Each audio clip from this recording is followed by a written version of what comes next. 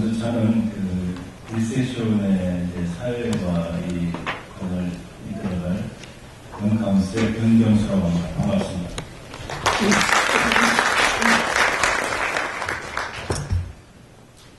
그 일물에도 이제 양물이 이렇게 직한다든가 양물이 나오는데요.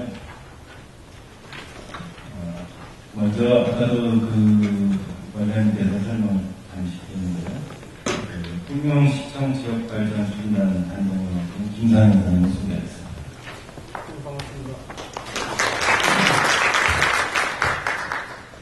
네, 그리고 요즘 어느 때보다도 가장 바삐 움직이는 분야고 또 많은 걸 하고 계시는데요.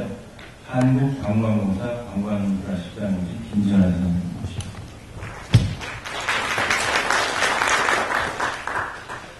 그다음에 우리나라에는 상당히 많은 공예업들이, 기업들이 있는데요. 그런 단체를 대표해서 서울경인공예협동조합의 이사장님이신 정경남 이사장님 인사드리겠습니다. 안녕하세요.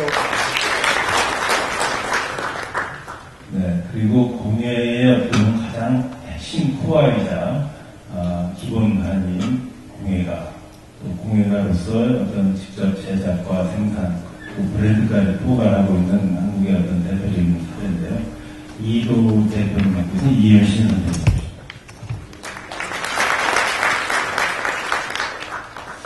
그럼 저희가 이제 시간이 상당히 타이트하기 때문에 일세쇼는 이제 본론으로 들어가겠습니다. 제목이 무엇이 문제인가 이렇게 문제로 나오는데요. 사실 문제가 좀 있다는 것은 그만큼 해결할 가능성이 있고 발전 가능성이 있다고 보여집니다. 그래서 저희 일섹션의 이제 토론 참여자들은 그야말로 한국에서 각 분야를 어떻게 대표해서 어떤 개인적인 대표가 아니라 분야의 상황을 대표해서 설명드린다고 보시면 될 것 같습니다.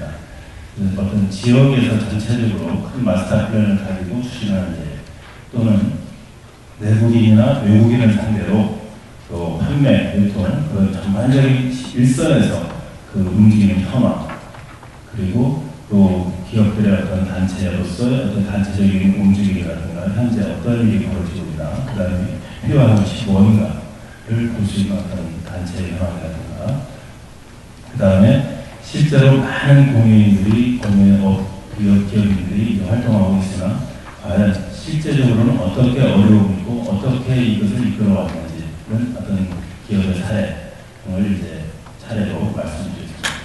먼저 첫 번째 지역의 사례로서 통영시의 어떤 사례를 말씀드린 김상현 단장님이 먼저 발표해 주시겠습니다.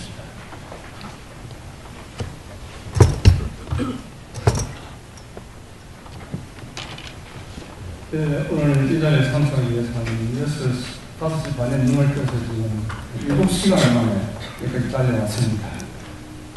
땀도 안 씻었는데 지금 뱃살도 쪼입니다. 보통에서 땀입니다. 네, 항상 저희가 통영 나전치 고향 전통 공예에 대해서 관심을 많이 가져주시는 김영상 국장님, 그리고 기자인 진영훈 최동진원장 항상 감사를 드립니다. 저는 오늘 자랑하는 일을 소개를 드린다는 것보다는 웃는 아이한테 떡 준다는 말이 있듯이, 젖을 준다는 말이 있듯이 좀 웃는 소리를 하고, 그런 걸 인해가지고 좀 더 발전적이고 저희들이 생각하지 못했던 분야 아이디어를 대답을 하기 위해서 이렇게 기자들을 했습니다. 전국의 각 지자체 중에서 지금 전통공예에 대해서 관심을 가지고 잘하는 지역이 많습니다만, 저는 통영지역에 북한에서 나름 지역의 전통공예 변화에 대해서 말씀을 잘 드리도록 그렇게 하겠습니다.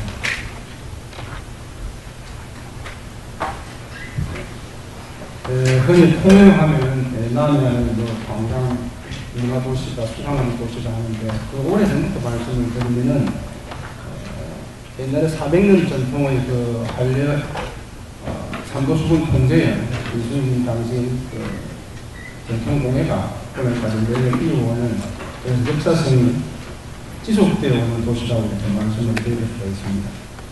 그때 당시 통제연 12공당이라고 해서 운수 이렇게 보급되고 있던 모든 전통공예가 1896년 삼도수국 평쟁이 폐연된 이후로 전부 다 민간 부분을 이양됨으로 해가지고 비로소 우리 민간인들이 이런 전통 공예를 접할 수 있는 그런 역사성이 있습니다.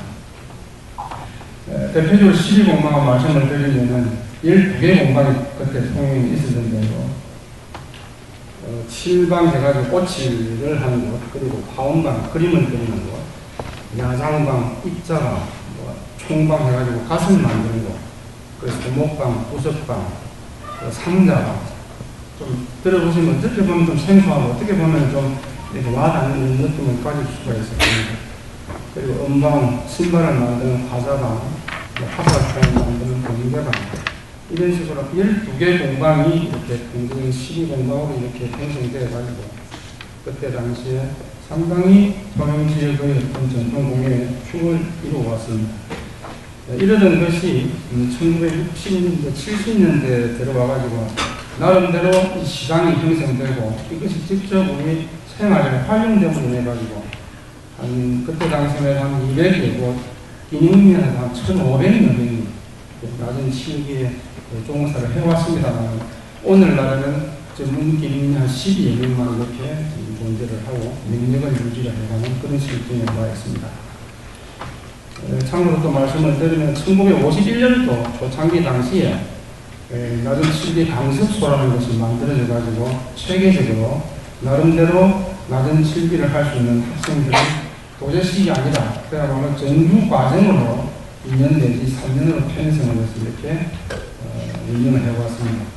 그때 당시에 있었던 분들이 이름만 듣는 다 아시는 분, 김봉용 선생님이라든지 유광열 선생님 이런 분, 장민선, 안용호 이런 선생님들이 강사로 활용을 하고 화가든 이중섭 화가로 거기서 떼상을 이렇게 강의를 하고 이렇게 했습니다. 그래서 1964년도에는 한 4개 업체 정도가 있다가 최고로 많을 때가 1970년대 초반에는 전창 200여 업체가 있었고 장인만 해도 한 2,000명 정도, 그리고 그 가족을 합하면 한 10,000명 정도가 낮은 칠기로 내가지고 생업을 이렇게 줄여나가는 그런 시기에 있었습니다. 그럼 현재는 주거 문화가 급격히 변화가 되다 보니까 아파트 수요가 늘어나고 주거 문화가 변하다 보니까 낮은 칠기 하면 크게 생각하는 장롱이라든지 이런 것이 수요가 줄어들 수밖에 없죠. 그리고 가족 단위가 핵가족화 되다 보니까 그리 큰 규모의 자재는 필요 없다 보니까 하루아침에 이렇게 축소되는 이런 현상을 보고 있습니다. 그래서 지금 현재 우리 토영지역의 어떤 문제점을 한번 살펴보면은 영세화가 가장 먼저 말씀드리고 싶은 것이 기업적으로 대량 생산할 수 있는 이런 체제가 구성이 되지 않고 그야말로 낮은 당이라든지 이렇게 장인으로 지정된 분 한 분이 해가지고 전통을 고수하는 이런 영세성을 내가지 못하고 있다 하는 그런 걸 말씀을 드리고 있습니다. 그리고 기능 인력이 부족하다 보니까 그리고 오랜 장인들이 오랜 전통을 이어가는 이런 체제로 이용하다 보니까 갈수록 변화되는 그 디자인이라든지 현대 감각에 맞는 젊은 사람들의 눈높이에서 수요를 창출할 수 있는 이런 쪽으로 이렇게 변화하는 게 쉽지가 않습니다. 왜냐하면 장인들은 이렇게 문화재에 이렇게 지정을 받으면 나름대로 어떤 그 카테고리에 갇히기 때문에 쉽게 이렇게 디자인을 변화시킨다든지 하는 게 쉽지가 않죠. 그래서 그런 문제가 있고, 그리고 기능인들이 대부분 고령입니다. 고령인데 이런 것도 상당히 문제가 있다. 왜냐하면 옛날에는 잘 못 사는 애들만 낮은 칠기를 배운다 하는 이런 어떤 의식이 있었습니다. 그런 낮은 칠기 자체가 3D 직종이다 해가지고 많은 사람들로부터 이렇게 반영을 못 받는 그런 시대가 있었기 때문에 지금도 많은 사람들이 배우려고 하지는 않습니다. 특히 중학교, 고등학교까지 진학을 하지 않고 이것을 배우고 하는 학생들은 아주 별명 시간하고 한두 명 찾기 어렵거든요. 그런 문제가 있습니다. 그리고 아까 앞에서 잠시 언급을 했습니다. 우리 장인 여러분이 새로운 환경에 대처할 수 있는 디자인에 이렇게 빠르게 발빠르게 움직일 수 있는 이런 마인드가 좀 부족하고 그러다 보니까 신제품을 개발하는 데 한계가 있습니다.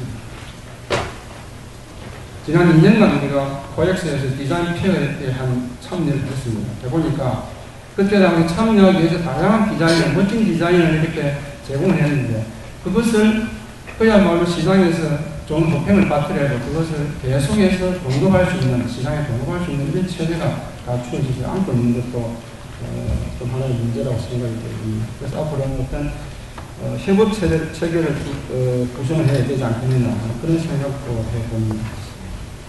그리고 또 문제점 하나로는 신인 장인을 발굴하기가 좀 어렵습니다. 아까도 말씀드렸습니다만 학생들이 비용을 하지 않기 때문에 저희들은 이제 현재 40, 50대 정도 기존 기성 세대를 대상으로 나름대로 나름 친기 이렇게 교실을 만들어서 운영을 하면서 그런 사람들이 관심을 갖고 좀 구체적으로 자기가 앞으로 이 업에 종사할 수 있도록 이렇게 동기를 부여하는 그런 프로그램을 자체적으로 운영을 좀 하고 있습니다. 그리고 저희 토인 같은 경우에는 암만 뭐 교통통신이 발달했다고 합니다만 수도권하고 많이 떨어져 있다 보니까 나름대로 수도권에 집중되어 있는 소비객성 그리고 많이 생산되고 있는 그런 사람들하고 네트워크가 잘 이루어지지 않습니다. 물론 서로 알고 지내는 정도는 되겠습니다만 이것이 기술적으로 디자인을 제공하고 기술적으로 서로 이렇게 협의할 수 있는 그런 네트워크가 좀 부족하다 이런 말씀도 드리고 그리고 행정적으로 지금까지는 부끄럽게도 참 지원을 제대로 못했습니다. 나전실비라든지 전통공이라든지 이런 것이 일부 시에서는 상당히 부각되가 했습니다만 저희 통영 같은 경우는 그렇게 오랜 역사를 가지고 왔습니다만은 그렇게도 지역경제과에 관련되는 부서에 지금 한 명 정도가 이 업무를 전담하고 있다시피 했습니다. 그러다 보니 체계적으로 지원을 할 수 없었고 상당히 문제가 있었는데 지금 이제 민주당으로 들어오신 시장님께서는 전통공예를 우리가 산업화해야 되겠다는 것을 공약 사업으로 내부를 내가지고 저희 지역발전 추진단에 공예팀을 별도로 신설을 해서 세 사람이 지금 근무를 이렇게 하고 있습니다.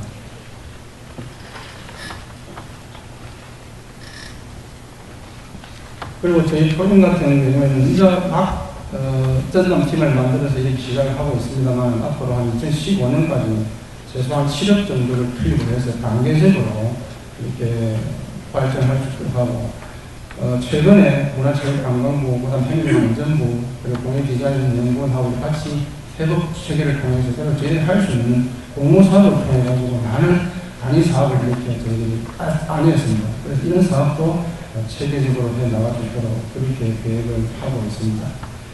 그래서 앞으로 저희들이 고용에서는 어떤 식으로 해야 될 것이냐 하는 말씀을 드린다면 딱 정당화 말씀드리면 사람과 디자인이라고 생각합니다. 그래서 고용은 전통 공예를 가지고 장인으로 지정받은 분들이 그야말로 우리의 전통을 언제까지 계속 끌고 갈 수 있는 전통을 하나 하고 그 다음 새로운 현대 감각에 현대 수요자들의 눈높이에 맞는 다양한 디자인으로 갈 수 있도록 투트랙으로 가는 것을 저희 토종의 어떤 공예 산업 발전의 큰 모토로 삼고 있습니다. 하면서 하나는 사람을 키우는데 현실적으로 중학생이나 고등학교 가는 애들을 키울 수 있는 방법이 없습니다. 그래서 시민교육을 통해서 이것이 많은 사람들이 시민교육을 통해서 관심 있는 사람들이 공예에 참여할 수 있도록 하는 프로그램을 저희들이 이렇게 개발하려고 노력을 하고 있고 하나는 암만 좋은 물건을 만들고 디자인이 좋다 하더라도 지역에서의 소비 계층이 나름대로 형성되지 않으면 안 된다고 봅니다. 많은 분들은 인사동에 갖다 놓으면 돈이 될 것이다 하지만 인사동 오기 전에 지역에서 제대로 평가를 받지 못한다면 저희들이 볼 때는 수요 상황이 어렵다고 봅니다. 그래서 지역에 있는 많은 각 자생단체에 있는 분들을 대상으로 이런 프로그램에 참여시켜가지고 낮은 실기의 중요성이라든지 낮은 실기와 우리 생활에서 밀접한 관계가 있다는 것을 계속 주의시키고 이분들이 잠재적인 수요 계층으로 이렇게 활동할 수 있도록 그래서 그분들이 평상 일상생활에서 작은 소품 하나라도 일상생활에서 쓸 수 있도록 이런 환경을 만들어가는 것이 저희 행정의 몫이 아닌가 그렇게 생각합니다. 그리고 마지막에 우리 이제 문화체육부라든지 밤에 이렇게 하나 말씀드릴 게 있다면 나름대로 우승을 하게 지정을 해줄 수 있는 시기나 분비를 항상 일정하게 부담하더라도 이 시책을 꾸준하게 정책적으로 지원해 주셨으면 하는 것이 저희의 큰 바람이고, 하나 더 좀 어려운 또 바람을 말씀드리면은 한국 전통문화학교라든지 이런 학교에서 그야말로 전통공예에 관련되는 이런 다양한 과정들이 지방의 현업에 종사하고 있는 이런 분들하고 이렇게 네트워크 연결돼서 좀 그런 사람들이 보다 더 깊이 있게 연구를 하고 그 사람들이 앞으로 우리 맥을 이어나갈 수 있는 이런 교육 시스템으로 많은 관심을 가져주시면 좋겠습니다. 이것으로 우는 소리를 마치겠습니다. 감사합니다. 감사합니다. 불과 한 25년 만에 15,000명에서 10명이 됐다는 그 인적 인프라는 참 충격적이고요. 그렇다고 나전체기 상품 시장이 그렇게 많이 줄었느냐? 그렇지는 절대 아니거든요. 실제 이렇게 쇼핑가에 나가보면 많이 또 관광객들이 늘고 있어요. 그 점은 참 우리가 거기서 바로 뭔가 신마리를 찾아야 되지 않을까 싶습니다. 네. 다음은 이제 이러한 그 지역 그 현황에 이어서 지역에서 노동하고 계시는 내용을 들으셨고요. 다음은 일선에서 내국인이나 외국인한테 직접 이러한 공예품을 다루는 현황을 건강공사의 김진환 시장님이 말씀해 주시겠습니다. 네, 반갑습니다. 저는 공예품의 정의가 어떻게 되는지는 잘 모르겠고요. 일단 공예 산업에 속한다고는 생각을 하는데 관광기념품입니다. 한 3만 원, 통상적으로 3만 원 미만의 소품들이죠. 그런 게 거의 주류인데 제가 왜 여기 나왔는가 하면은 지금 관광기념품 공모전을 이제 저희 관광공사에서 올해로 14년째 저희들이 하고 있습니다. 그리고 제가 직장 생활을 하면서 저희들이 이제 면세 사업을 하는데 과거에 매출액이 2,500억 정도가 되는 시절에 이쪽 기념품을 가지고 물론 이제 향수 화장품이나 양주 담배나 뭐 연쇄품들 전체를 다 취급을 하죠. 근데 그 중에서 이제 아주 극히 매출액 구조로 보면 일부죠. 이게 거의 뭐 1000가지 이상 생산 라인이 들어와서 팔리는데도 하루 매출액 그래야 뭐 한 1000만 원 정도. 매장 하나에 뭐 5억 5천 정도의 매출액이었는데 아주 미미한 부분이었죠. 근데 이제 앞에 갖다 놔야 되고 이제 상대적으로 이제 작은 자리를 차지할 수밖에 없죠. 예, 항상 이제 그때 고민이 뭐였냐면은 좀 진짜 한국적인 거 잘 팔리는 거 베스트셀러가 없냐, 우리 마진도 좀 잘 확보하고 그런 상품이 없냐, 그런 걸 가지고 많이 고민을 했었습니다. 그 당시에 이제 물론 한 18년 된 얘기입니다. 그때의 경험하고 제가 관광공사 직원으로서 유럽 지역의 주재원으로 한 8년 정도 근무를 했었습니다. 그런데 이제 그 관광 선진국에서 팔리는 그 관광 기념품들이 어떤 식으로 팔리는가 그런 거 하고, 그 다음에 이게 그런 점에서 제가 지금 이제 이런 그 관광 기념품 공모전을 매년 이제 주최하는 게 담당자로서 우리 생산자분들이 이쪽 시장에 지금 진입을 해야 되는데 상당히 지금 고민도 많으시고 영세하고 뭐 이런 문제들을 가지고 있었습니다. 그래서 그런 저희 뭐 경험이나 이런 거에 비추어 가지고 이거 자료들은 미리 다 나눠 드린 걸로 아는데요. 어떻게 하면 이제 우리 거를 좀 제값을 받고 팔 수 있겠냐, 그런 문제에 대해 가지고 좀 말씀을 드려보겠습니다. 우선에 이제 이거 공예품 전체는 아닙니다. 이제 3만 원 이하의 관광 기념품들로 국한을 하자면 얘네들은 이제 거의 지금 뭐 인사동 쪽이 제일 많죠. 그리고 백화점이나 면세점이나 아니면은 지방에 가도 뭐 어디 역사에도 샵이 있고 뭐 여러 군데 많이 있습니다. 네. 그런데 팔리는 소품들이 거의 뭐 중국산이라는 것은 거의 다 알려져 있고요. 그거를 한두 사람 취급을 하다 보니까 돈이 안 되니까 그걸 전부 다 모아가지고 이게 이제 그 대규모 사업자들이 등장을 했죠. 그 사람들이 사실은 그쪽 시장은 거의 이제 석권을 하고 있는 상태인데 서로 경쟁이 상당히 치열합니다.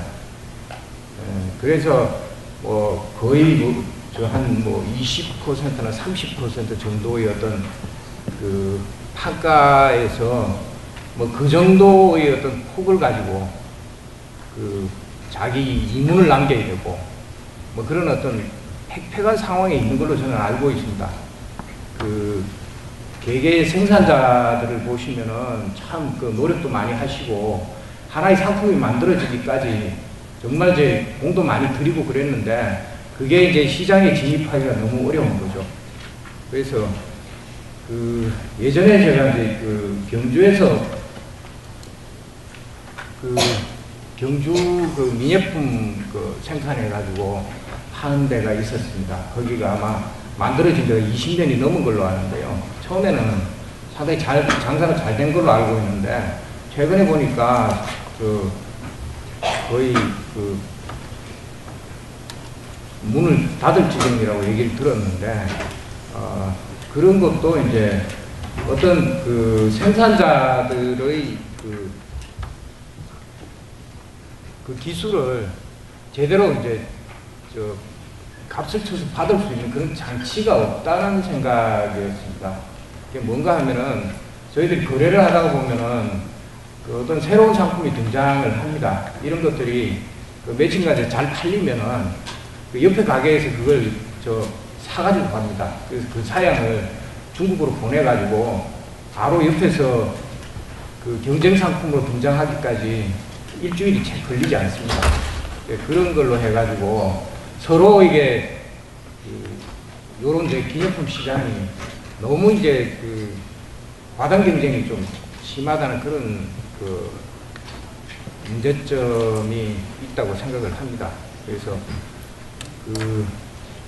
저는 이제 이런 것들이 앞으로 이제 어떻게 그 생산자들이 자기의 어떤 그 상표권을 제대로 유지하고 제값을 받고 팔 수 있겠냐 그런 걸 가지고 그 좀 고민을 해봤었는데 가장 중요한 거는 그 정부에서 좀 정책을 한 곳에서 집중해 가지고 이걸 좀 키워야 되지 않나 그런 생각을 합니다. 저희들은 지금 저희들 관광기념품 공모전 이런 쪽이나 관광기념품 쪽은 이제 문화부 쪽이고요. 그 다음에 행정안전부에서도 지역 특산품 뭐 이런 것들 관장을 하고 있고, 나머지 그 중소기업청에서도 지금 뭐 공예품에 대해서 권장을 하고 있는 걸 볼 수 있습니다. 네. 제가 알기로 이제 EU 지역에 특히 그 UNWTO라고 세계 관광기구 그 회원사들인 그 회원 국가들은 거의 90% 이상이 그 관광수공예 산업부에서 이걸 통합해가지고 관리를 합니다. 또 그런 사례를 보면은 좀 우리도 좀 정책적으로 한 군데서만 좀 이런 걸 전체적으로 좀 관장을 하고 이끌어 가야 되는 게 아닌가 그런 생각을 좀 해봅니다. 그리고 그 기왕에 지금 뭐 중국산으로 흐트러져 있는 이 국내 그 기념품 산업 이거를 그 한 가지로 매스를 대기는 참 힘들 겁니다. 다들 그 사람들의 생업이고, 그래서 공공부문에서 이게 손을 댄다면은 그 사람들의 상표권을 그대로 보장을 하면서 다른 쪽에서 갈 수 없는 곳으로 가야 된다고 생각을 합니다. 그 가장 그 구체적인 사례가 지금 뭐 여기 오신 분들 중에서도 그렇게 사업을 하시는 분들이 계시겠지만은 해외의 주요 도시에서 물산전 같은 게 많이 있습니다. 그런데 이제 참가를 하셔가지고 상품을 판매하고 그런 분들이 많이 계시는데 그게 별로 돈이 안 됩니다. 거기는 손님들이 다 그냥 일반 소비자들입니다. 그래서 우리가 정말로 그 기념품 공모전이나 아니면 공예대전이나 이런 걸 통해 가지고 좀 상표권을 획득하고 그 퀄리티를 인정받은 그런 상품들이 좀 팔리는 통로는 좀 선택해서 가야 된다고 생각을 합니다. 그런 것들이 예를 들어서 그 뭐 기프트 페어라든지 해외에서 바이어가 많이 나오는 그런 데를 골라가지고 정부에서 좀 지원을 해가지고 그런 쪽들이 정말로 그 제값을 받고 팔릴 수 있도록 그 외국 바이하고 바로 접점해서 좀 그 판로 개척을 좀 해줘야 되는 게 아닌가 그런 생각을 좀 해봤습니다.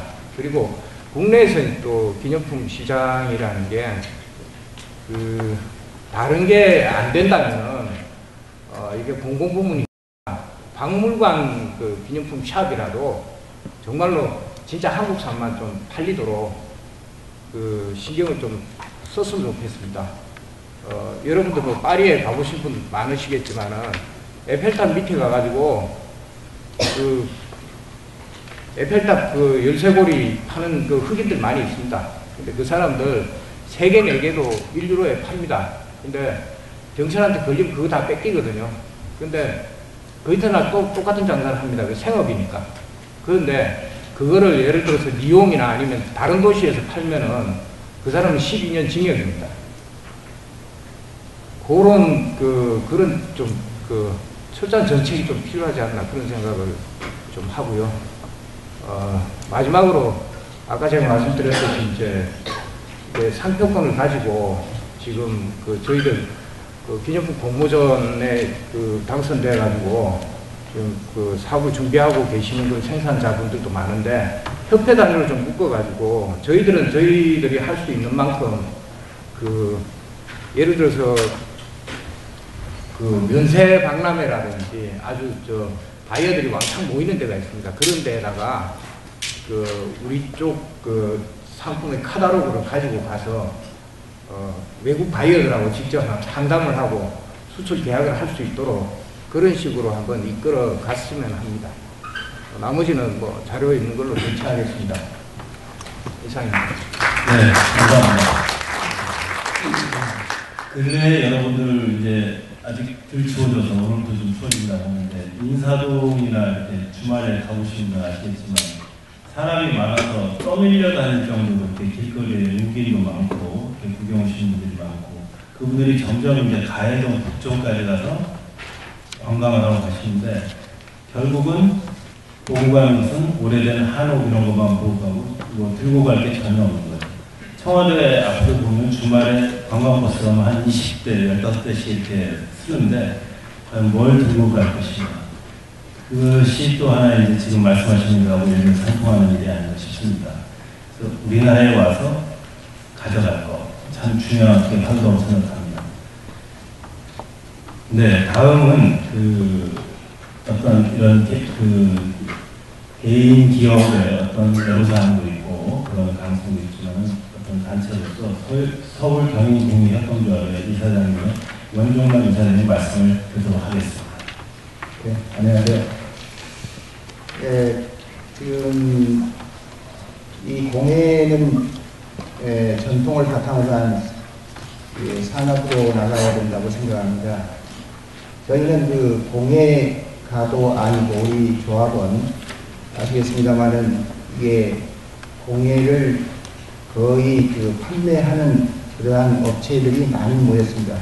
물론 생산 판매하는 것도 있고 여러 가지 오랫동안의 노하우를 가지고 하는 그런 분들도 많습니다. 그래서 제가 생각하는 이 공예라고 하는 것에 대한 것은 물론 원론적으로 기본을 우리가 지금 분석을 해봐야 되겠습니다만은 지금 현실적으로 이 공예는 전통 공예에서 출발해서 현대 사회에 적합한 그러한 현대 공예로 발전하고 있고 그렇게 진화해야 한다고 생각합니다. 그러나 전통 공예와 현대 공예 사이에서 나름대로 서로가 자기 자신의 분야에 대한 그러한 지원과 발전을 더욱 요망하는 것이 당연한 인간 욕구라 할 수가 있습니다.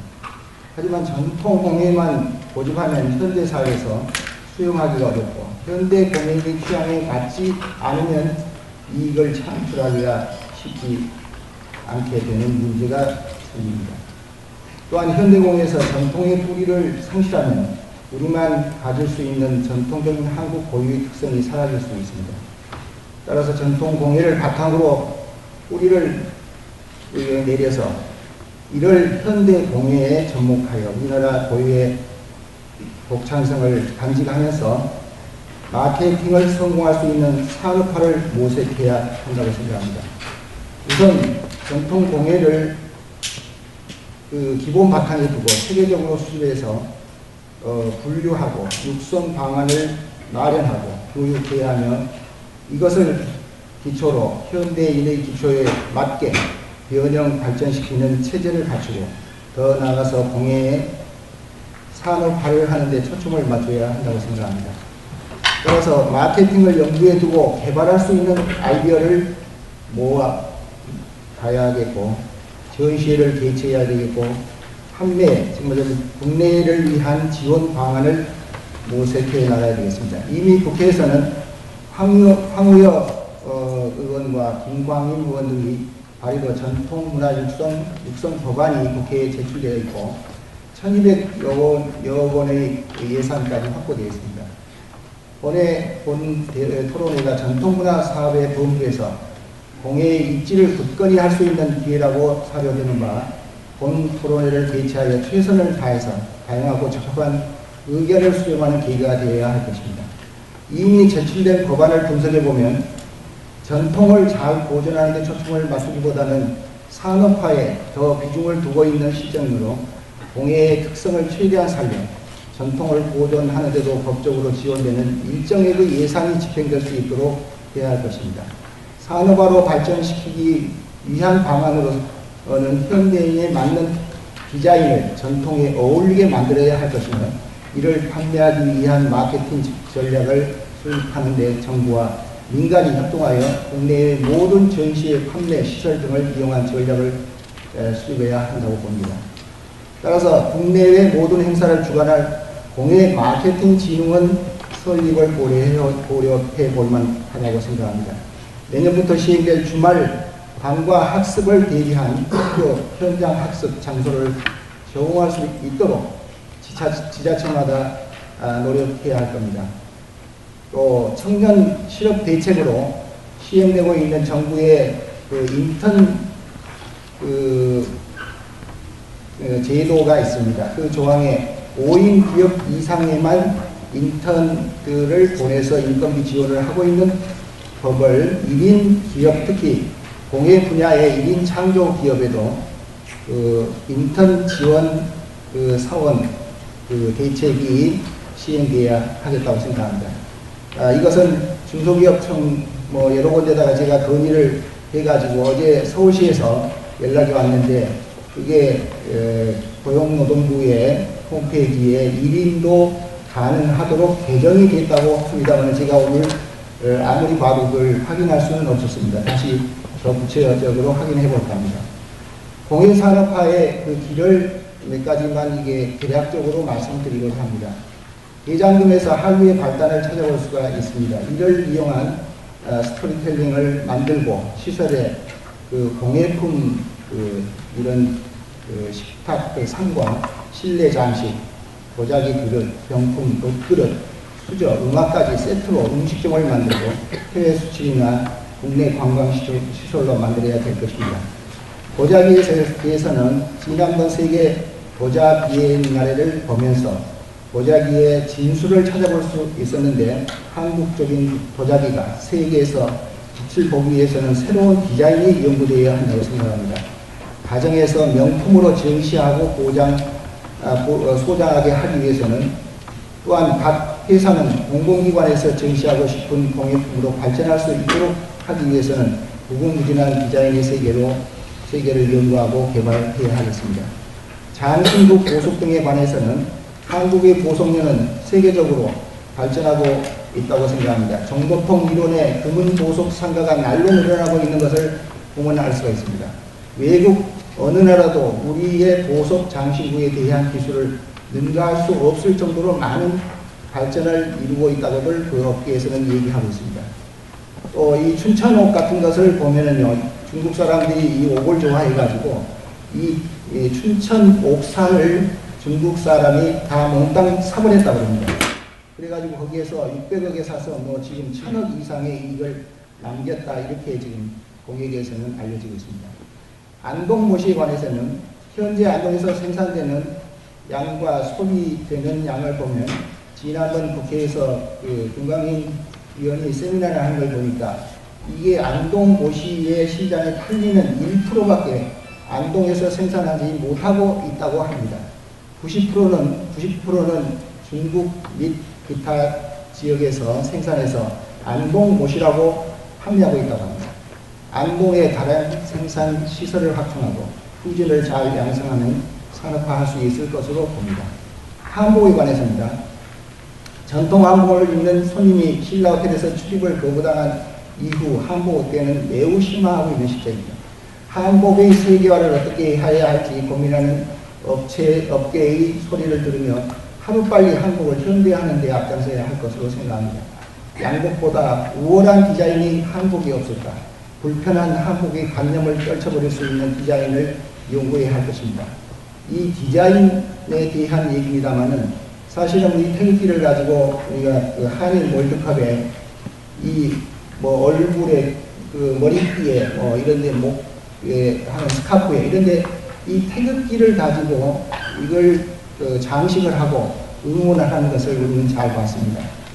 우리는 이 한복을 어떻게 하면은 그 한복의 이미지를 살린 그러한 우리가 코리아 패션이라고 할 수 있는 뉴 패션이라고 하는 그러한 그 한복의 그 색동 저고리의 이미지를 살린 그러한 양복에 버금가는 그러한 의상을 어떻게 만들 수 있을까 하는 것은 앞으로 우리의 과제가 아닌가 생각합니다. 한옥에 관해서는 세계의 집들을 살펴보면 각 나라에서 다양한 건축 양식을 나타내고 있습니다. 고등학교 수학여행 때 어느 사찰에 가서 스님으로부터 들은 얘기입니다. 온돌에 한 번 불을 때 가지고 한 달이 따뜻하다고 합니다. 그런데 어떤 그 온돌 그 하시는 기술자가 와가지고 자기가 하면 2달을 따뜻하게 한다고 그러니까 그러면 한번 보라고 그랬더니 온도를 한번 이렇게 들었다가 그 안에를 보니까 너무 복잡하고 그래서 그냥 닫았답니다. 그 이후로 현재 보름이 따뜻하다고 합니다. 그러면 현재 지금 연료 고갈 상태인 점을 세계적으로 지금 연료 고갈 상태인 점을 감안하면은 우리가 이 온돌에 대한 수출을 할 수 있는 그러한 시스템을 갖출 수 있는 방법이 없을까 이런 걸 한번 생각을 해보기로 합니다. 박물관 전시 예품에 대해서 미니어처에 대한 것은 여기에 오셨으니까 이 미니어처를 이 박물관에서는 우리가 사갈 수 있습니다. 그러나 개인 이 소장하고 있는 박물관의 관장님도 여기 와 계십니다만은 이 미니어처를 살 수가 없습니다. 다른 지역에도 어떻든 간에 거기를 가서 이 미니어처를 사가지고 갈 수 있고 또 이걸 사가지고 간 외국 사람들이 이걸 보고 한국을 영원히 잊지 못하는 기념품으로 소장할 수 있도록 되기를 바라고 있습니다. 고궁 입구에 공예품 판매대를 설치하려고 서울시의 그 시장을 만나고 뭐 할 때마다 그런 일을 했습니다. 그러나 아직도 그것은 되고 있지를 않습니다. 물론 그 안에 일부의 그 판매대가 있습니다. 그러나 지금 일본이나 이런 데 가보면은요, 아주 그 판매점이 굉장히 많은 걸 볼 수 있습니다. 다양한 걸 볼 수 있습니다. 우리가 그걸 생각하고 고궁 곁에는 그걸 상징하는 그러한 그런 공예품 판매대를 많이 설치할 수 있도록 정부에서 그런 법 개정을 좀 해주시기를 바랍니다. 공예체험 학습장 설치에 관해서는 방과 후에 의무화되어가는 내년부터의 그런 창조적 체험 학습 그런 교실 운영에 대한 규정이 시행이 됩니다. 토요일날, 일요일날 이제는 놀토가 따로 있지를 않고 이제 무조건 쉬면서 나가서 이걸 그 학습을 체험 학습을 하고 창조적인 학습을 할 수 있도록 하고 이걸 학점으로 이제 그걸 계산하도록 하는 그런 그 시기가 왔습니다. 우리는 이 공예를 통해서 할 수 있도록 이러한 뭐 어린이 대공원 같은데 또 지방자치단체마다 어떤 적당한 장소를 택해서 거기에다가 우리 체험학습장을 마련할 수 있도록 했으면 좋겠습니다. 우리 문화와 어를 익힌 청소년들이 장래에 애국할 수 있는 정신을 갖게 될 것이며 전통 문화를 아끼고 개선할 것으로 확신합니다. 이상 감사합니다. 네, 감사합니다. 지난주에 그 여러분들하고 저기 필리핀의 수공업 협동조합하고 또 크리스마스 용품 제작하는 그 협동조합 장님들을 만나서 현황을 잠깐 들을 기회가 있었는데, 한 가지 인상 깊었던 것은 수천 개의 그 조합원들이 있는데 다 영세하잖아요. 그런데 100% 수출을 해야만이 살아나갈 수가 있으니까 그 협회에서 이렇게 단체를 구성해서 도움을 주고 있는데, 인상 깊었던 것은 수출을 하기를 해야 되는데 미국 시장, 유럽 시장으로 해야 되는데 전혀 세상 물정을 모르잖아요. 빌리지에서 생산하는 사람들은. 그러니까 협회가 주관해서 트렌드 리서치를 10년 전부터 이렇게 해왔더라고요. 그리고 향후 3년, 5년 후까지 예측되는 리서치를 하고, 심지어는 그 저희 디자이너들만이 쓰는 세계 유행색 협회와 그 네트워크가 결연이 돼서 칼라까지도 3년 후, 4년 후 칼라를 예측해서 그것을 자료화해서 회원사들한테 무료 배포를 하는데, 그 리서치 비용이 꽤 많이 드니까 정부에서 그 필리핀 무역협회에서 어느 정도 지원을 해가지고 그런 리서치를 실행을 하고 있는데 상당히 인상이 깊었습니다. 아마 우리 그 단체들도 좀 더 계속 어떤 지원이 좀 원활해진다면 그런 첨단 그 트렌드에 관해서도 손을 이제 댈 수 있지 않을까 생각합니다. 자, 1섹션의 마지막 순서는요. 지금까지는 여러 분야라든가 지역성을 대표해서 이제 말씀을 드렸는데, 저희가 이제 1섹션의 목표는 현황을 있는 그대로 한번 펼쳐나보자. 여기서 무슨 결론을 내는 것이 아니고, 그래서 다음에 정의라든가 법제하는 데에서 그 현황의 밑거름이 되고자 하는 게 목표입니다.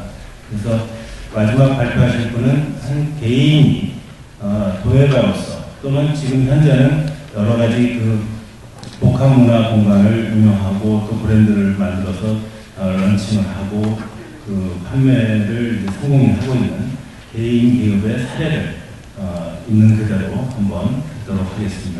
이도의 이윤신 대표 말씀해 주십시오. 네, 안녕하세요. 저는 도자 그릇 전문 브랜드 이도를 운영하고 있는 이윤신이라고 합니다. 제가 지금 그 이도 대표라는 직함으로 이 자리에서 생산과 기획과 그리고 같은 분야에 대해서 이야기를 끌어나가야 하는 부장님 하지만, 네. 저는 출발이 그릇을 만드는 사람으로 출발을 했습니다. 그래서 사실은 이야기를 어떻게 진행을 해야 될지 조금 솔직히 고민되는 부분이 많이 있었고요. 왜냐하면 기본적으로 그릇을 만드는 사람으로 출발을 해서 그리고 지속적으로 판매를 하고 있지만 이 활동 자체가 매우 개인적이고 또 그렇기 때문에 개인적인 이야기밖에 할 수 없는 데다가 또는 제가 그동안 활동을 해오면서 어떤 조직이나 어떤 단체 또 공적인 정책 이런 그 것과는 아주 무관하게 일을 하고 있고, 또 하나 말씀드리고 싶은 것은 제가 만일 그런 것에 관심을 갖기 시작하고 또 그런 것에 대해서 신경을 쓰기 시작하면 상당히 답답하고 오히려 상처만 받을 것이라는 걸 잘 알기 때문에 아예 그런 쪽으로 생각하지도 않았고, 그러다 보니까 오늘 이 자리에서 여러분께 할 수 있는 이야기는 아마 매우 단편적이고 부분에 불과할지도 모른다는 말씀을 먼저 드리고 싶습니다. 그리고 사실 시간이 지금 10분간만 주어졌기 때문에 제가 그간의 그 고생담이나 실패담 이런 것이 상당히 지금 뭐 2박 3일 해도 사실 모자랄 정도의 지금 분량이지만 한 3분 더 쓰셔도 됩니다. 네. 개인적으로 궁금하신 분이 있으시면 회의가 끝난다면 제가 그간의 그 고생담에 대해서 다른 말씀을 드리겠습니다. 저는 1990년에 1인 공방으로 출발을 해서요. 지금 20년 동안 오로지 그릇, 핸드메이드 그릇만을 만들어서 판매하고 있습니다. 오로지 그 핸드메이드 그릇만을 지금 조직하면서 만들고 있는데요. 1인 공방으로 시작했으나 지금 물론 뭐 매장도 없었고 판매해주는 사람도 없었어요.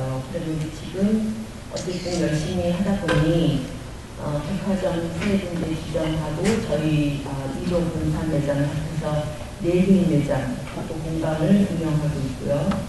직원이 지금 약 50명가량 되고 있습니다.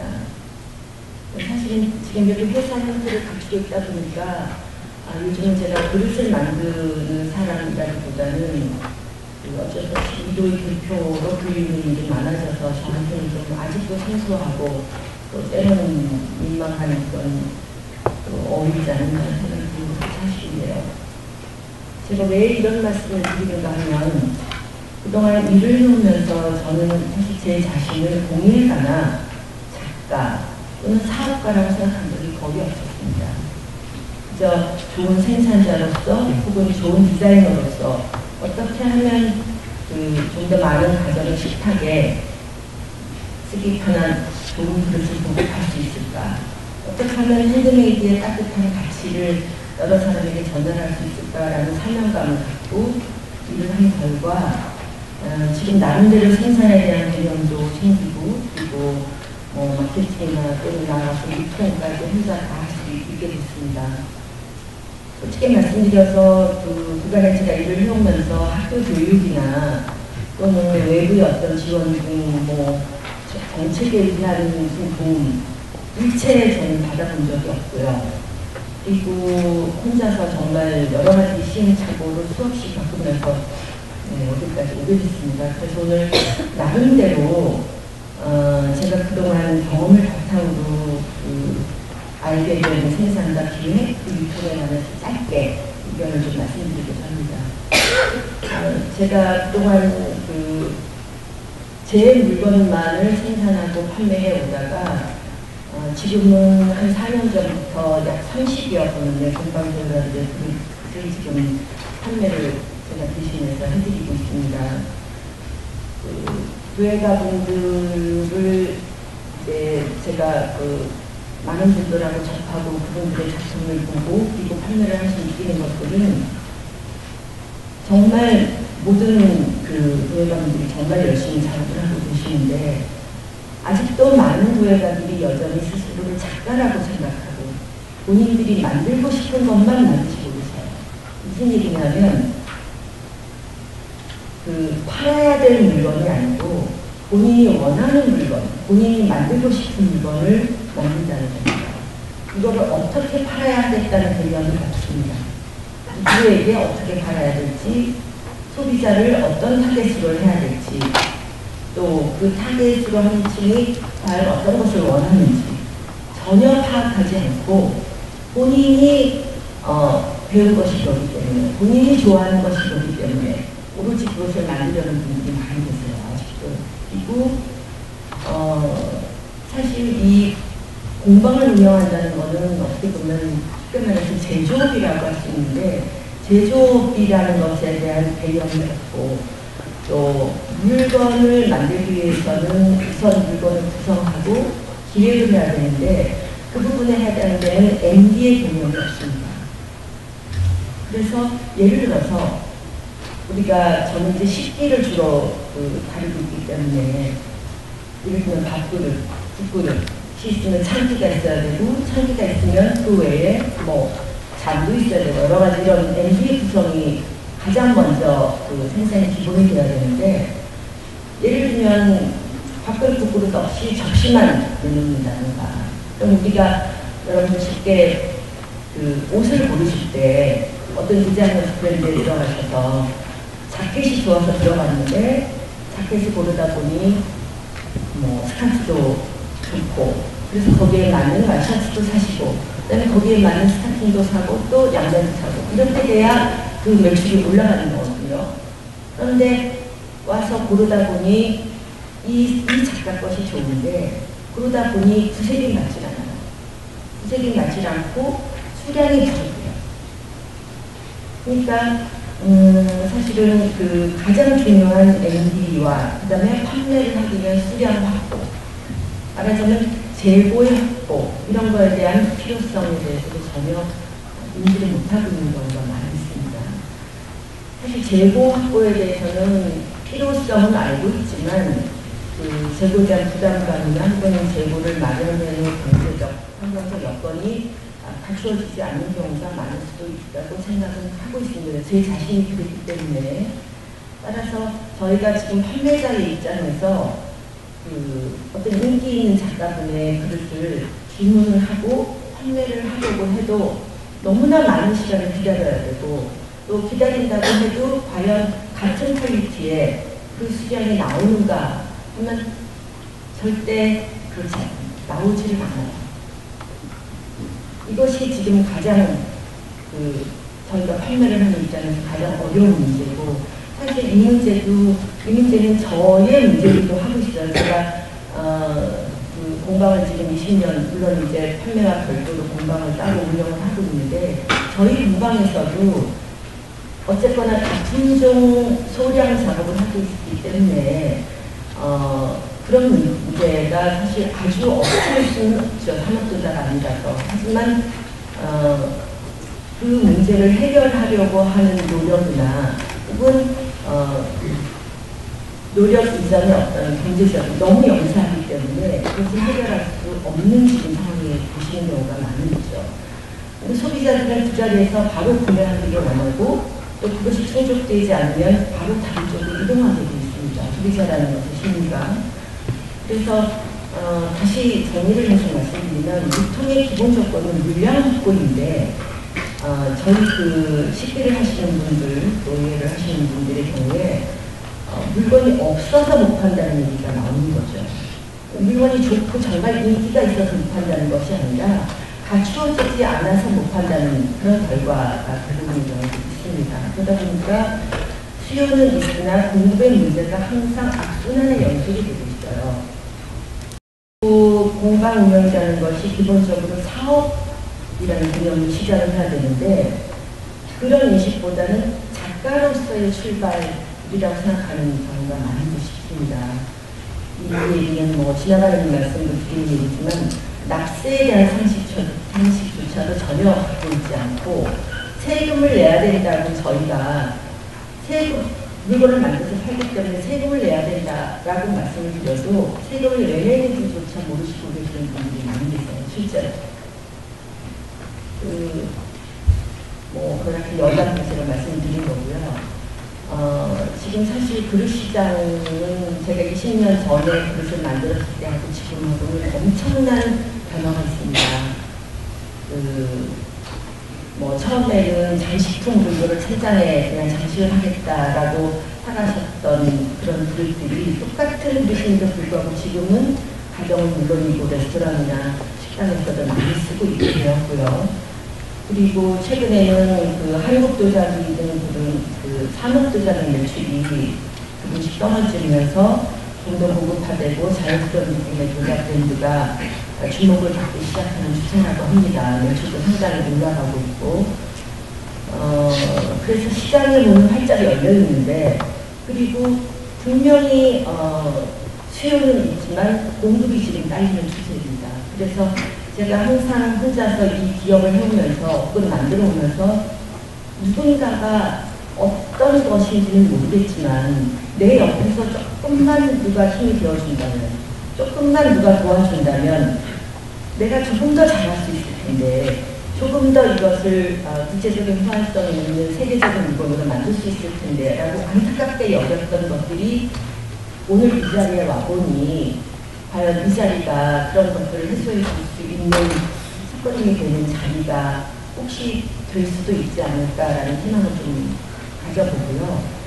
그리고 다시 한번 제가 강조해서 말씀드리지만 유럽이나 역사가 있는 나라는 유럽, 일본이든 다 전통적인 도자 식기들을 가지고 있는데 우리는 지금 없는 상황이고요. 저는 그것이 결국 우리가 내세울 수 있는 명품 도자 식품은 결국 공방 작가의 핸드메이드 상품이 아닌가라고 확신하고 있습니다. 그래서 이 자리가 제가 지금 말씀드리는 것이 여기 지금 정책이나 여러 가지 연구하시는 선생님들, 그리고 이 자리에 계시는 많은 산업에 종사하시는 분들이 제 이야기가 조금은 현실적인 것으로 좀 받아들여져서 선생님한테 좀 도움이 되었으면 하고 바라는 바람입니다. 감사합니다.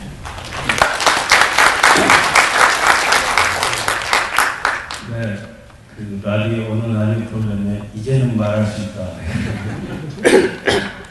아주 그 가냘픈 뭐 나레이터 목소리까지 해서 제가 가끔 외국에서 손님이 오시면 다들 인사동은 어디서 들어서 알고 있기 때문에 인사동을 꼭 가야 됩니다. 가야 되는데 한 바퀴 쭉 돌고 나면 눈초리들이 뭐 약간 뭐 아래로 내려가면서 무시하는 듯한 이렇게 느낌을 받아요. 뭐 수준이 별로다라는 거죠. 그래서 저는 걸어서 이제 가야금 쪽으로 쭉 올라가면 2도 그 샵이 있습니다. 2도 샵을 가서 이제 한 바퀴 딱 한 상계층을 보여주죠. 그래서 제가 이제 만회를 항상 하는 장소인데요. 혹시 안 가보신 분들은 여기 관계자분들이라든가 오늘 이제 비하인드 스토리를 들으셨으니까 꼭 한번 가보시면 한국에서 앞서가는 리딩하고 노력하는 현장이 어떤 것이다를 좀 보실 수 있으실 것 같습니다. 감사합니다. 자, 지금까지 네 분의 각 어떤 다른 현황을 말씀 들으셨어요. 그래서 이 말씀 들으시고 또 여기에 구원하시거나 또는 여기에 어떤 의문이 있으시거나 또 이것과 관련해서 의견이 있으신 분들은 약 한 20분간 질의응답 또는 객석 토론 이렇게 해보도록 하겠습니다. 이 디자인이나 공예 이런 부분에 대해서 문제점에 대해서 여러 가지 얘기를 하시면 굉장히 좋겠습니다. 지금 오늘 말씀해 주신 네 분들이 다양한 의견을 해주시는데요. 실제적으로 김상양 통영시 지역발전 추진 단장님께서는 인력과 디자인의 문제 이런 부분이 사실 심각한 문제에 대해서 말씀해 주고 아까 지금 말씀하신 공항공사의 김진환 실장님께서는 우리나라에서 팔리고 있는 1조 2천억의 관광상품이 대다수 90%가 중국산이고 사실 한국 제품은 없기 때문에 엄밀하게 보면 한국 공예라는 것은 설 따위가 없는 지금 형태에서 제도를 마련해야 된다는 그런 말씀입니다. 그 다음에 이제 오동남 공예 협동조합 이사장님께서는 실제적으로 유통하고 판매하는 데 있어서 너무 많은 부분에 역할을 하고 있는데 사실 제도가 아직 미비한 그런 부분이라고 하는데 오늘 이윤신 이호 대표님께서는 현실에 있는 가장 공예 현장에서 닥치는 문제들이라든가 제도라든가 어쩌면서 정말 공통점은 디자인 공예 부분에서는 사실 문제가 많다라는 것인데 이제 문제가 굉장히 제도적으로 미비한 그런 현실인 것 같긴 합니다. 그런데 그런 부분들을 어떤 면에서 이제 정책적으로 문화부라든가 진흥에서 해결하고 그런 뜻을 담기 위해서 그런 거기 때문에 여기 계신 분들이 많은 부분들이 지금 겪었던 때론 어려움이라든가 이런 부분이 있었으면 참 좋겠다. 아니면 이런 것이야말로 정말 과제다. 이런 부분을 규탄 없이 말씀해 주시면 좋게 담아보도록 하겠습니다. 그리고 그에 관련된 의견이 계시면 또 여기 계신 패널들이 발표를 또 해주시기도 하겠습니다. 수습치 마시고 손을 드시면 됩니다. 마이크가 금방 갑니다. 이쪽에. 네. 이어서서 해야 되나요? 네, 아니 괜찮습니다. 네, 이 한지발전진흥의 차우수 회장입니다. 몇 가지 드릴 말씀이 있어서 좀 질문을 드리고 싶고요. 첫 번째는 이제 법정에 관련된 문제를 좀 지나왔던 법령에 대한 문제를 좀 말씀을 드리고 지금 현재 진행되는 것들은 아까 패널에 계신 분 말씀을 하셨습니다. 김강림 의원하고 황교안 의원께서 전통문화산업진흥법 발의를 하고 계시고요. 그 부분에 대해서 우리 아마 그런 부분이 다수 부분 참여될 수 있을 거라고 하시고요. 그 다음에 지금 이 토론의 자리가 또 그런 법을 만드는 어떤 과정이라면 또 새로운 어떤 행정정비가 아닌가 이런 판단을 해야 봅니다. 그래서 그런 부분들을 공영문화진흥원장님이나 아니면 관계자 되시는 분들이 그쪽에 계시는 분들하고 서로 힘을 합치는 게 어떻겠는가라는 개인적인 의견이고요.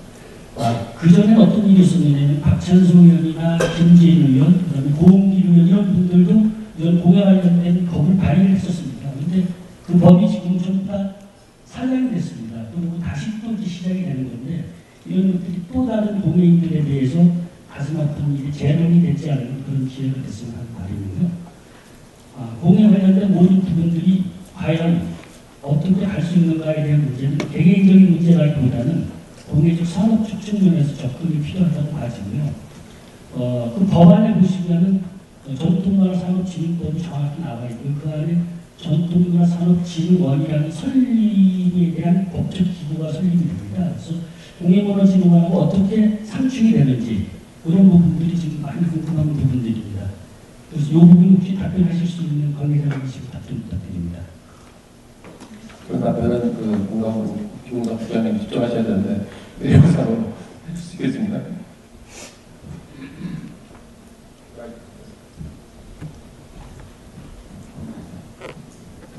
간략하게 답변드리겠습니다. 그 전통문화산업진흥법이 지금 의원법으로 발의가 되어 있고 이렇게 보시면 됩니다. 그 이제 어려운 얘기인데 전통 문화와 전통 예술. 문화부에서 크게 이 두 가지로 나눠서 하는데 그 한지 쪽은 저희는 이제 전통 그 문화 쪽으로 보고 있고 그 예술 쪽은 이 문화와 예술이 같기도 하지만 다르기도 하거든요. 그래서 예술 쪽은 저희가 문화예술진흥법에 10대 장르가 있습니다.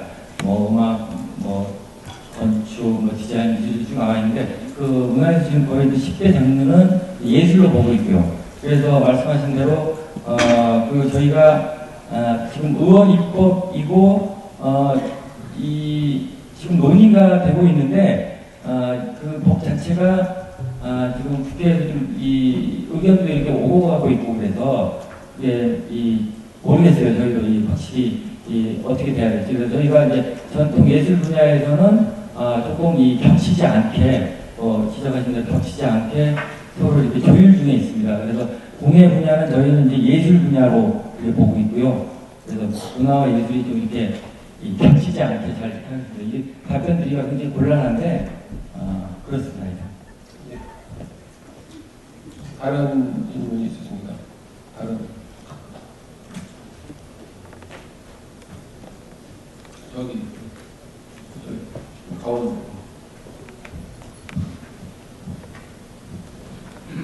네, 반갑습니다. 오늘 패널분들 말씀해 주시는 건 잘 들었는데요.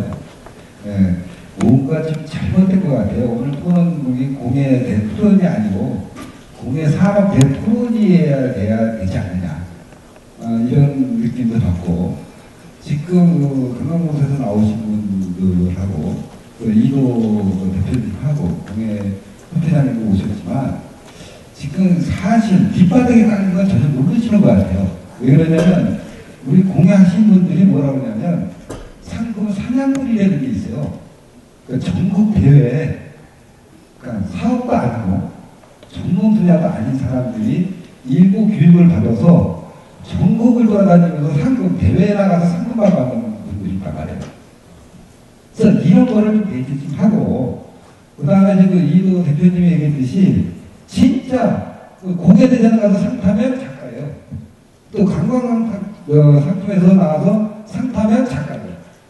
그러니까 이게 지금 저도 한번 인사동 가서 한번 봤는데 중국산이 90%예요. 하면 안 됩니다. 진짜 열심히 하시는 분들, 아까 그 도착하신 분들이 진짜 작가분들이 있어요. 자기 물건에 자기가 좋아서 열심히 하시는 분들. 그런 사람들은 국가에서 좀 지원을 해주고, 옛날에 무슨 얘기가 있었냐면요. 텔레비 한번 봤는데, 통영에 장식을 전통으로 만드신 분이 있어요. 근데 정책적으로 지원이 안 돼가지고, 텔레비에서 2천만 원 받으러 나오셔서, 통영시에서 인간문화를 만들어준 사람이에요. 그러니까 이 정책이 뭔가 잘못됐다고 해요. 그래서 지금 예를 들어서 관광공사에서 관광상품 얘기하잖아요. 다 진짜 흔드는 소리가 3,000원, 5,000원짜리 만들어달래요. 못 만듭니다. 그거 어떻게 3,000원, 5,000원짜리를 판매를 해요. 그리고 전국에 가보면 관광상품 명품관이 다 있어요. 지역마다. 그 관계 공무원들 뭐래 하는지 아세요? 3,000원에서 3만원짜리 안에만 납품해 달라는 거야. 그럼 지역 명품관이면 제 생각에는 최소한도 10만원 이상짜리가 있어야 돼요. 거기는. 그래도 그 지역 명품관인데. 근데 5,000원, 3,000원짜리는요, 어디 가도 다 있거든요. 그 5,000원, 3,000원짜리가 전부 다 중국산이라는 얘기입니다. 그래서 기본 마인드서부터 바꾸고 그 다음에 지금 전통이냐 현대 공예냐 이걸 따지는데 전통하고 현대하고 이게 합성이 돼야 돼요. 지금은요. 전통 하시는 분은 전통만 하실 게 아니고 또 현대 공예 하시는 분은 현대 공예만 추구해가면 안 돼요. 그래서 공예대전이나 관광 상품 대전이나 만약에 심사하는 분들이 이게 진짜 새로 나온 제품이다 상품이다 하면 특허 내주세요. 거기서. 그럼 누가 못할 거 아닙니까? 그리고 관광상품은요 일반인들이 나와가지고 할 일이 아니에요. 왜 상향분이라는 게 나오냐면요 거기서 그냥 1년 동안 가만히 앉아서 1년 동안 작품해서 전국대에서 상 타면 1년 연봉 벌어요. 어떤 사람은 한 3천만 원 받아가더라고 국가 예산을. 그러면 가게를 필요가 없거든. 그것만 해도 연봉 되잖아요. 그러니까 산업 구조가 잘못됐기 때문이죠. 그래서 이런 거를 정책에서 관광공사나 그 다음에 협회나 이런 사람들이 정책을 좀 제대로 세워서 진짜 산업, 우리나라 산업, 공예산업 있잖아요. 엄청나게 세계에서 이슈화가 되고 있어요. 아까 그 뭐라고 나온 사람은 예술이가 공예, 문화 예술이냐 어떤 거 그거 개념 필요 없어요. 저 K-팝이 왜 뜹니까? 국가에서 밀어주니까 뜨는 거예요.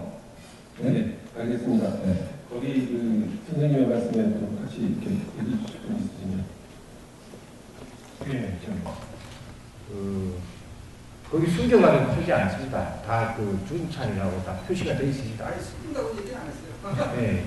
그런데 그게 마진을 남겨야 되기 때문에 직원을 운영해야 되고 그 임대료를 내야 되고 물류 비용을 대야 되고 그러고도 일부 마진을 남겨야 그 매장을 운영을 할 수 있습니다. 그거는 상품의 가치하고 또 별개의 문제입니다. 아니 그러니까 제가 말씀드리는 거는 예. 3천 원에 판대면 생산자가 얼마에 납품하는 얘기죠. 그 통상적으로 1,500원 50%를 하더라도 예. 예를 들어서 50% 해가지고 1,500원에 모든 물건을 만들어서 납품해야 되는 얘기죠. 그 개념을 분리해야 되는 얘기예요. 인사동에서 3,000원, 5,000원 팔잖아요. 그럼 생산자는 그 얼마에 납품해야 그 생산이 안 돼서 순간적으로. 그렇잖아요. 현실적으로 저걸 해야 되는 얘기죠. 제가 관광기념품 공모전이나 아니면 공예대전이나 그런 쪽에서 선정이 된 그 상품들을 가지고 오신 분들하고 제가 30번 이상 면담을 했는데 한 분도 저희들하고 납품 계약을 체결한 데가 없습니다. 할 수가 없죠. 왜 그러냐면 구조가 맞지 않습니다. 우리가 공예대전이나 상품대전, 관광대전 나가잖아요. 저 상품 판매 금액이 있어요. 네. 근데 그게 시지자체에서 얼마 쓰라고 얘기한다고. 그러면 그 돈으로 생산을 못해요. 그러니까 관광공사에서 납품해라. 이 단가에. 돈 한다고 안 한다고 그러죠. 될 수가 없어요. 그러니까 현실을 몰라야 되는 얘기죠. 지금 모든 현실이 그렇게 지나가고 있다고. 근데 관광공사 계신 분이나 지금 문화관 계신 분이나 모든 사람들이 그걸 잘 몰라요. 네? 좀 오해하시는 것 같은데요. 아니 오해가 아니고 저희들도 실제 그렇게 돼 있다. 네, 아니 저희들도 국가 공개업이기는 하지만 연쇄 사업은 엄연히 그게 저희들이 임대료를 내고 저희들도 그냥 사업자입니다. 그래서 이익이 나지 않으면 장사를 하지 않습니다. 그러니까요. 관광사도 이익금을 내야 되면 네. 관광공사를 어디서 물건을 받으십니까? 우리 공예하시는 분들이 받을 거 아니에요. 그 공예하시는 분들도 먹고 살아야 생산을 하고 하는데 관광공사는 남겠다 하고 생산을 죽대는 얘기거든. 그렇잖아요. 저희들이 인쇄사업 예를 들었는데 거기는 자선사업을 하는 데가 아닙니다. 그냥 아니 그럼 공예하시는 분들은 자선사업입니까? 네. 그건 아니잖아요. 네, 따로 얘기합시다. 여기 내용이 굉장히 판매하기도 하고 세부적인 사안도 하니까 끝나고 아주 본격적으로 한번 해보시죠. 문제가 다양한 문제를 하는데 제가 선생님이 참고적으로 공산품이 납품돼서 판매가가 공산 제조가가 30% 이내로 해야지 된다는 것이 통보로 되어 있습니다. 아니면 네. 그러니까 그런 문제를 해결하기 위해서 오늘 토론을 하고 있습니다.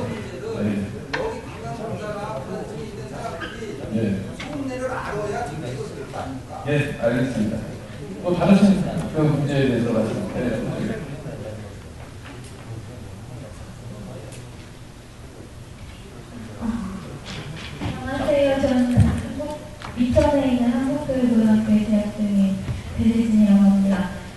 제가 김상현 단장님께 드리고 싶은 말씀인데요. 아까 낮은치기 교육에 관해서 말씀하시면서 아직 중고등학생이 교육이 안 됐다고 말씀하셨잖아요. 근데 저 같은 경우에는 집이 부산인데 지금 경기도 이천까지 올라와서 돌짜기를 공부하고 있습니다. 그래서 시장님께서 그 부분에 대해서 정책을 세웠다고 하는데 혹시 저희 학교처럼 낮은치기에 관련돼서 학교 설립에 대한 그런 정책은 얘기가 안 됐었는지, 그리고 꼭 굳이 그런 전문적인 학교가 아니더라도 일선에 있는 그냥 초중고등학교의 방과후에 일하면서 해보시려고 하셨던 얘기는 없었는지에 대해서 궁금해서 질문드립니다.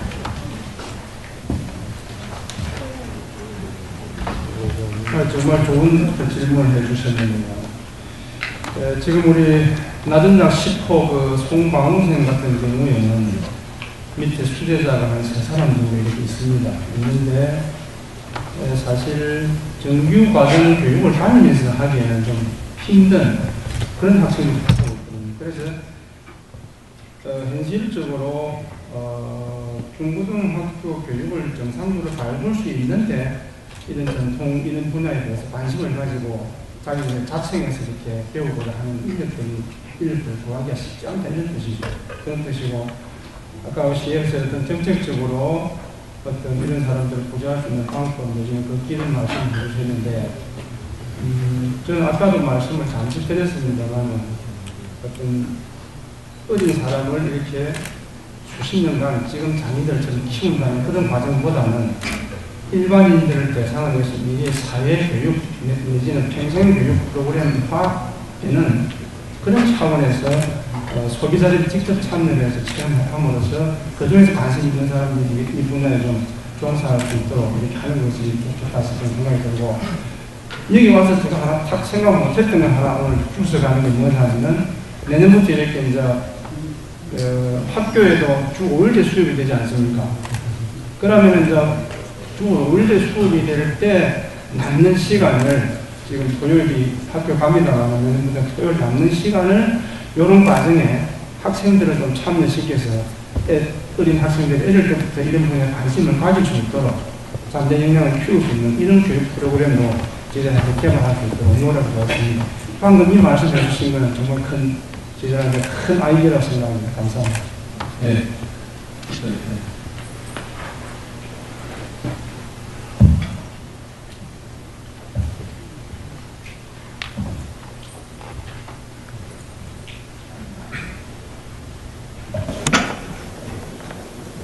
저는 소속감을 늦게 와서 이 진행이 어떻게 되는지는 잘 모르겠지만, 저는 이민순 교회 현재는 문화예술 경영을 공부하고 있는 학생입니다.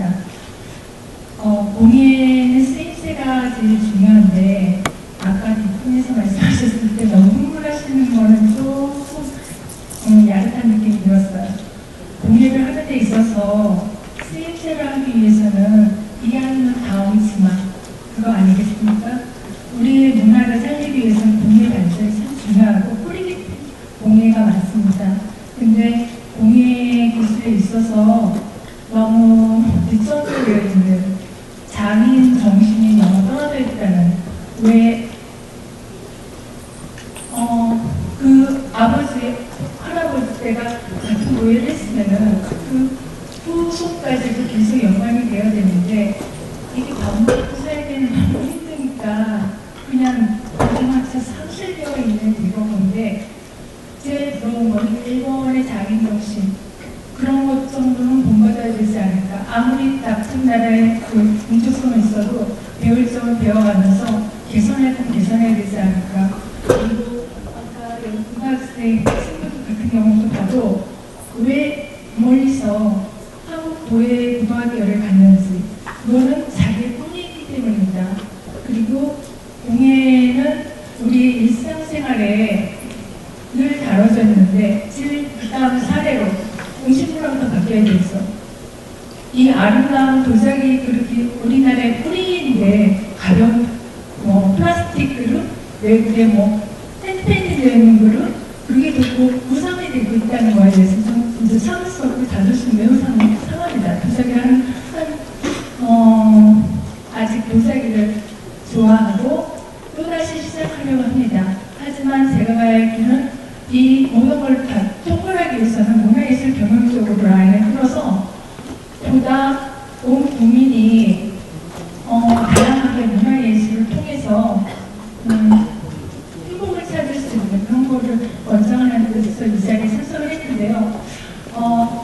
아까 김영삼 대표님께서 말씀하셨을 때 5일 교육제 해가지고 주중에 이런 식으로 하는 게 아니라 일상생활에서 보고 느낄 수 있는 것이 진정한 교육이지 그냥 잠시 수박 못하기식으로 찝쩍거리는 건 아무런 의미가 없습니다. 제가 도예를 할 수 있었을 밖에 없었던 이유는 저희 아버님이 고향이 충청도인에도 불구하고 경기도에도 정착을 하시면서 공직에 계셨거든요. 출장에 다니시면 여주, 인천, 광주로 가시면 항상 도자기를 선물 받으세요. 저한테는 그게 무한 에너지가 됐고 그냥 자연스럽게 도자기는 나의 친구다 그런 식으로 솔직히 겉으로 보기엔 정상으로 보이지만 어렸을 때 다쳐가지고 머리부터 발끝까지 정상이 아닙니다. 하지만 저의 말초신경을 자극시켜준 것 또한 도자기이기 때문에 도자기는 저의 영원한 친구이며 또 계속해야 할 숙제이지만 어떤 한계점이 있기 때문에 방향을 약간 전환하지만 하여튼 여기까지 하겠습니다. 네, 감사합니다.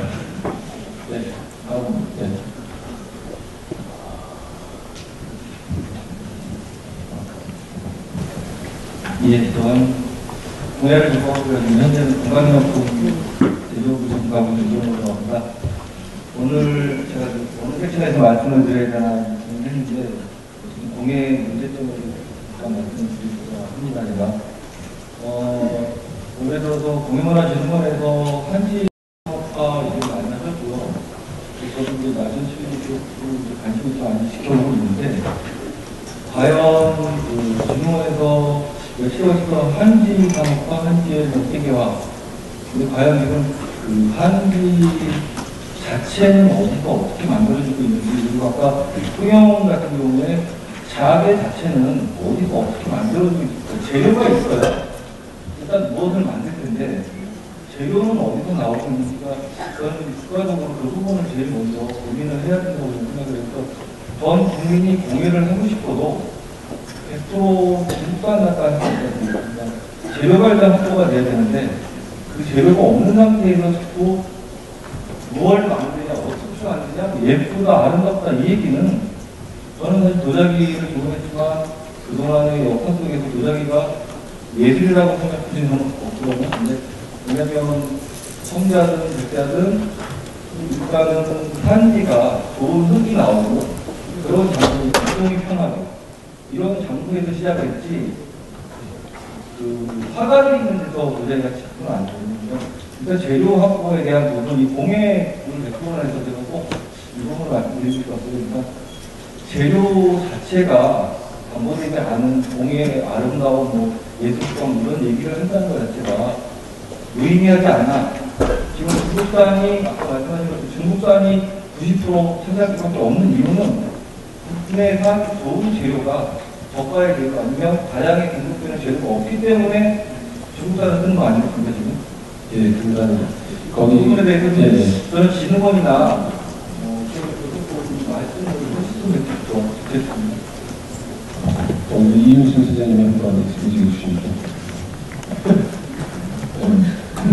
우리 갑자기 도자기 이윤승 선생님 보시니까 도자기 얘기가 많이 나와가지고 공예가 굉장히 관건이라는. 그리고 아까 말씀하셨는데 사실은 재료 부분이라든가 이런 부분이 공예 정리에 관련된 부분이라서 아마 2부 실전 공예란 무엇인가, 공예 정리는 무엇인가에 대해서 아마 말씀을 하겠습니다. 재료 말씀하셨는데 낮은 치리기 재료에 대해서 제가 아는 대로 말씀을 좀 드리겠습니다. 낮은 치리기 재료는 잘 아시겠지만 그 전복, 전복 폐를 가지고 하고 그 다음에 소라고동 이런 식으로 합니다. 통영이 옛날부터 낮은 치리기가 이렇게 융성하게 되었던 근본적인 이유 중에 하나가 전복이 많이 생산되는 그런 지역이기 때문에 가능했습니다. 그래서 오칠이 발전되고 있는 원주가 온나무가 주 생산지가 있습니다. 아까 말씀해 주신 대로 정말 재료가 그 지역 산업 발전과 직접적인 관계가 있다는 질문에 저희 공감을 하고 좋은 질문이라고 생각합니다. 그런데 옛날에는 저희가 손바닥만한 이런 큰 그 전복들이 많이 있었습니다. 최근에는 이런 자연산 전복을 구하기는 쉽지가 않습니다.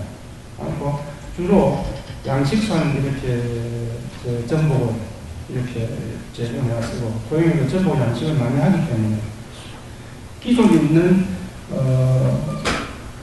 장인들이 제품을 생산하는데 크게 뭐 이지는 그런 수요는 아닙니다. 그런데 이제 큰 제품을 얻으려면 일부는 멕시코나 칠레 등지에서 수입되는 경우는 있습니다. 하여튼 토양 영향에 낮은 치국이는 전복을 원료를 하기 때문에 크게 문제는 없고, 대체로 생각하고 있는 것은 전복을 종폐장을 만들어서 지금 바다 목장어 사업이라는 추진을 하고 있는데 몇 년 동안 종폐장을 만들어가지고 완전 경쟁해가지고 내일 또 일정 구일 현역에서 전복만 생산하는 이런 계획도 지금 세우고 있습니다. 네. 이정수 차장님 한번 저 사회 방법이 세우려고 하는데 그 짧게 말씀드리자면 제가 약 2097년도에서부터 현대 디자이너하고 그 무형문화재 선생님들이나 공방에 계신 선생님들하고 작업을 쭉 100여 가지 이상 쭉 진행해 왔는데요. 제일 문제가 말씀하신 대로 재료입니다. 재료고 그 다음에 또 사람인데 예를 들어서 저희가 이제 전각 돌을 가지고 이제 도장을 만드는 프로젝트가 있었는데 우리나라에서 균일한 돌을 제대로 구하기가 상당히 어렵습니다. 돌을. 그래서 이제 수입산도 쓰고 또 나전 말씀하셨는데 토경의 것을 쓰는 것도 있고 남미, 칠레, 아르헨티나 이렇게 돌을 쓰기도 하는데 흔히들 단가를 맞추려면 이제 플라스틱으로 된 것도 많이 쓰죠. 일반 사람들이 신입 이렇게 젊은 사람들이 배우려고 가보면 좋은 걸 못 사고 잘못된 걸 사는 거죠. 그만큼 정보도 없고 인프라도 없는 거죠. 그러니까 디자인 쪽에 보면 머티리얼 커넥션 센터라고 미국의 재료만 전 세계 재료만 정보를 가지고 네트워킹을 하는 그 단체가 있습니다. 그 미국 스테이트베이스라는 가구 회사에서 수십 년 동안 스폰해가지고 재료에 관한 정보를 모으고 그것을 기업이나 학생들이 다 쓸 수 있게 해요. 오늘 참 좋은 화두를 꺼내셨는데 이 모임을 계기로 또 그런 공예 분야에서도 그 재료에 관한 어떤 네트워크, 인프라스트럭처를 갖추는 것도 그리고 일반 사람들이 억세스 할 수 있고 그 다음에 한 가지 시장에서 재료를 사려면 표준 단가가 없어요. 일단 의심부터 하고 가요. 의심부터. 진짜인지 가짜인지 이거 가격은 쳤는지 정말 그리고 재료도 포장도 없어요. 그냥 어디 저 시중에 먼지 나는 데서 꺼내서 이렇게 주고 그러는데 그런 것들이 이제 좀 이번 기회에 좀 자리가 잡히면 좋겠습니다.